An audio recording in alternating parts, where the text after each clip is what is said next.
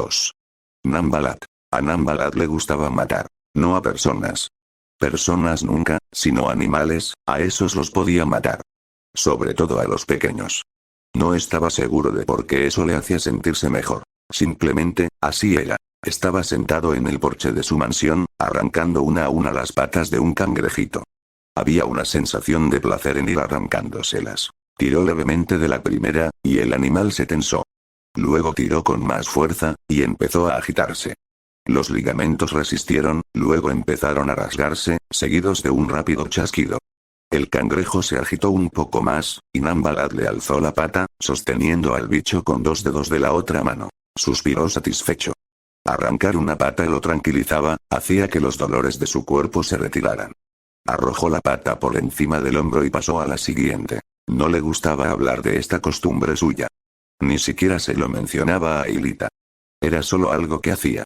Había que mantener la cordura de algún modo. Terminó con las patas y se levantó, apoyado en su bastón, y se volvió a mirar los jardines de Avar, que estaban compuestos por muros de piedra cubiertos por varios tipos de enredaderas. Eran hermosos, aunque Shayan era la única que los apreciaba realmente. Esta zona de Hakebef, al suroeste de Alefkar, en un altiplano aislado por montañas como los picos Comecuernos, era extensa en enredaderas. Crecían por todas partes, cubriendo la mansión, desarrollándose sobre los escalones.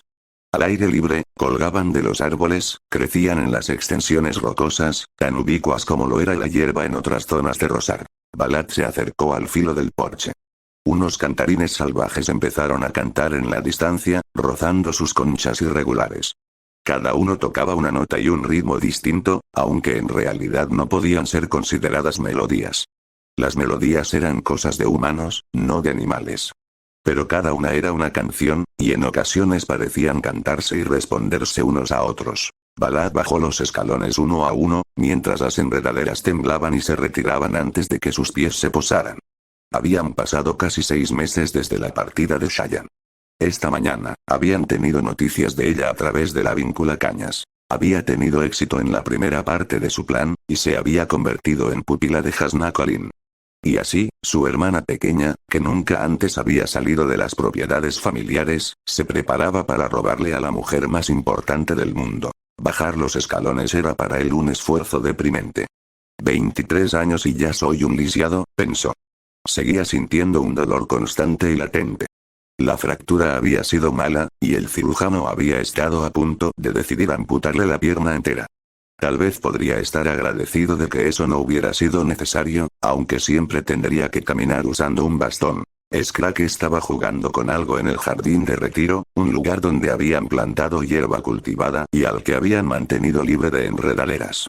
La gran sabueso hacha correteaba, mordisqueando el objeto, las antenas aplastadas contra su cráneo. Skrak, dijo Balat, acercándose cojeando, ¿qué has encontrado, chica? La sabueso hacha miró a su mano, alzando las antenas.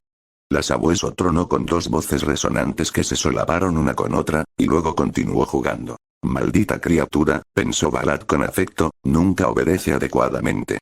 Llevaba criando sabuesos hacha desde su juventud, y había descubierto, como muchos antes que él, que cuanto más inteligente era el animal, más probable era que desobedeciera. Oh, Skrak era leal, pero te ignoraba en las pequeñas cosas. Como un niño pequeño que intenta demostrar su independencia. Al acercarse, vio que Skrak había conseguido capturar un cantarín. La criatura, del tamaño de un puño, tenía forma de disco con punta y 4 brazos que surgían de los lados y arañaban ritmos en la parte superior. Normalmente 4 patas cortas lo sujetaban a una pared de roca, aunque Skrak las había arrancado a mordiscos. Había hecho lo mismo con 2 de los brazos, y había conseguido romper el cascarón. Balat casi se lo quitó para arrancar los otros 2 brazos, pero decidió que era mejor dejar que Skrak se divirtiera. Skrak soltó al cantarín y miró a Balat, alzando inquisitiva las antenas. Era delgada y estilizada, las 6 patas extendidas ante ella mientras se sentaba sobre sus cuartos traseros. Los sabuesos hacha no tenían caparazones ni piel. En cambio, su cuerpo estaba cubierto de una fusión de las dos, suave al tacto y más flexible que el auténtico caparazón, pero más duro que la piel y hecho de secciones entrelazadas. La cara angular de la sabueso parecía llena de curiosidad mientras sus profundos ojos negros miraban a Balat. Tronó suavemente. Balat sonrió, extendió la mano y rascó tras los agujeros de las orejas del asabueso. El animal se apoyó contra él. Probablemente pesaba tanto como Balat mismo. Los sabuesos hacha más grandes llegaban hasta la altura de la cintura de un hombre, aunque Scratch era de una raza más pequeña y más rápida. El cantarín se estremeció y Scratch saltó ansiosamente encima, aplastándole la concha con sus fuertes mandíbulas exteriores. ¿Soy un cobarde, Scratch?, preguntó Balat, sentándose en un banco. Hizo a un lado el bastón y cogió un cangrejillo que se escondía a un lado del banco y había vuelto blanca su concha para igualar el color de la piedra. Alzó al animal, que se rebullía. El verde de la hierba había sido cultivado para que fuera menos tímido, y asomó de sus agujeros solo unos momentos después de que pasara. Otras plantas exóticas florecían en las conchas o los agujeros del suelo, y pronto parches de rojo, naranja y azul ondularon con el viento a su alrededor. La zona alrededor de la sabueso hacha permaneció pelada, naturalmente. Scratch se estaba divirtiendo con su presa, y hacía que incluso las plantas menos cultivadas se ocultaran en sus cúbiles. No podría haber ido en persecución de Hasna, dijo Balat, empezando a arrancar las patas al cangrejillo. Solo una mujer podría acercarse lo suficiente para robar el moldeador de almas. Así lo decidimos. Además, alguien tiene que quedarse a cuidar de las necesidades de la casa. Las excusas eran huecas. Sí que se sentía como un cobarde. Arrancó unas cuantas patas más, pero eso no le produjo ninguna satisfacción. El cangrejo era demasiado pequeño, y las patas se desprendían con demasiada facilidad. El plan ni siquiera funcionará, dijo, arrancando la última pata. Era extraño mirar así a la criatura cuando no tenía patas. El cangrejo seguía vivo. Sin embargo, ¿cómo podía saberlo? Sin patas que menear, la criatura parecía tan muerta como una piedra. Los brazos, pensó Balat. Los agitamos para que parezca que estamos vivos. Para eso sirven.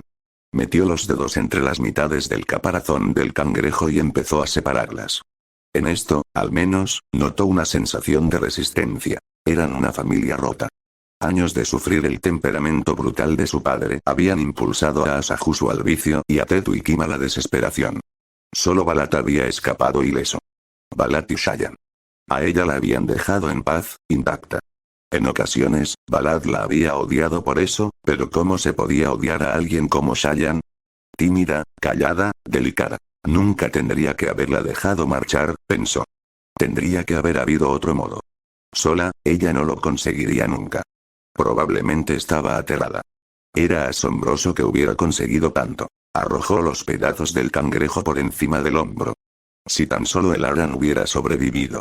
Su hermano mayor, entonces conocido como Nan el Aran, ya que era el primogénito, se había enfrentado continuamente a su padre. Bueno, ahora estaba muerto, igual que su padre. Habían dejado atrás una familia de lisiados. Balat. Exclamó una voz. En el porche apareció Wikim. Parecía que el joven había superado su reciente arrebato de melancolía. ¿Qué?, dijo Balat, volviéndose. Wikim bajó corriendo las escaleras, mientras las enredaderas, y luego la hierba, se apartaban a su paso. Tenemos un problema. ¿Qué tipo de problema? Bastante grande, diría yo. Vamos.